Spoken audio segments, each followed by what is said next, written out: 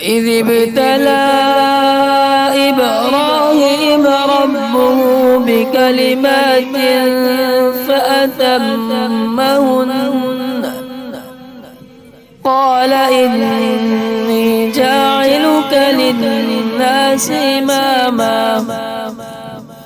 قال ومن ذريتي قال لا ينال عهد الظالمين وإذ جعلنا البيت مثابة للناس وأمنا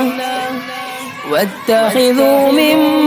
مقام إبراهيم مصلى وعهدنا إلى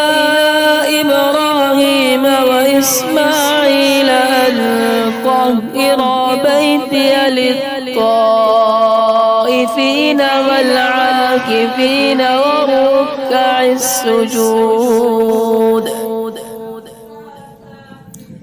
وإذ قال إبراهيم رب اجعل هذا بلدا آمنا